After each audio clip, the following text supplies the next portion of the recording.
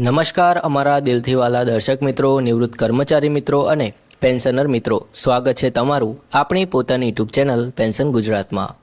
તો મિત્રો, આજે આપણે વાત કરવા જઈ રહ્યા છીએ એક એવી મોટી ખુશખબર વિશે જે ખાસ કરીને 62થી લઈને 82 વર્ષની ઉંમરના પેન્શનરો માટે અત્યંત મહત્વપૂર્ણ છે। લાંબા સમયથી દેશભરના લાખો કર્મચારીઓ અને પેન્શનરો 8મા પગાર પંચની રાહ જોઈ રહ્યા હતા અને હવે સરકાર તરફથી આવી ગઈ છે એક સ્પષ્ટતા જે અનેક શંકાઓને દૂર કરે છે। તો મિત્રો, આજનો આ વિડીયો અંત સુધી જરૂરથી જોતા રહેજો, કારણ કે આ માહિતી તમારા ભવિષ્યના પેન્શન સાથે સીધી રીતે જોડાયેલી છે। મિત્રો, સૌથી પહેલાં વાત કરીએ કે સરકાર દ્વારા શું સ્પષ્ટતા કરવામાં આવી છે। ઘણા પેન્શનરોના મનમાં એક ડર હતો કે જો તેઓ 1 જાન્યુઆરી 2026 પહેલાં એટલે કે 31 ડિસેમ્બર 2025 સુધીમાં નિવૃત્ત થઈ જાય તો શું તેમને નવા પગાર પંચનો લાભ મળશે કે નહીં। આ મુદ્દે નાણાં રાજ્યમંત્રી પંકજ ચૌધરી દ્વારા સ્પષ્ટ જવાબ આપવામાં આવ્યો છે કે નાણાં અધિનિયમ 2025માં એવી કોઈ જોગવાઈ નથી જે નિવૃત્તિની તારીખના આધારે પેન્શનરો વચ્ચે ભેદભાવ કરે, એટલે કે 31 ડિસેમ્બર 2025 પહેલાં કે પછી નિવૃત્ત થયેલા પેન્શનરોને વધારાના લાભોથી વંચિત રાખવાની કોઈ જોગવાઈ નથી।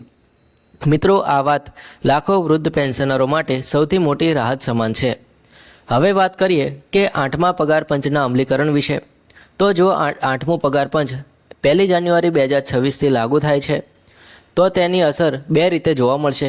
પ્રથમ, કે જે કર્મચારીઓ 1 જાન્યુઆરી 2026 પછી નિવૃત્ત થશે તેમનું પેન્શન સીધા નવા સુધારેલા મૂળ પગારના આધારે ગણાશે અને બીજી તરફ 31 ડિસેમ્બર 2025 સુધી નિવૃત્ત થયેલા પેન્શનરોના પેન્શનમાં ફિટમેન્ટ ફેક્ટરના આધારે સુધારો કરવામાં આવશે, એટલે કે જૂના પેન્શનરોને પણ વધારાનો લાભ મળશે અને કોઈ પણ પ્રકારનો અન્યાય નહીં થાય। હવે સૌથી મહત્વપૂર્ણ મુદ્દો, ફિટમેન્ટ ફેક્ટર। મિત્રો, હાલ ચર્ચામાં છે કે 8મા પગાર પંચમાં ફિટમેન્ટ ફેક્ટર આશરે 2.81 થી 3.68 વચ્ચે રહી શકે છે। જો આવું થાય તો હાલમાં મળતું લઘુત્તમ પેન્શન 9,000 રૂપિયા વધીને આશરે 25,000 રૂપિયા સુધી પહોંચી શકે છે। આ વધારો માત્ર આંકડો નથી, પરંતુ હજારો પરિવારો માટે આર્થિક રાહતનો શ્વાસ છે।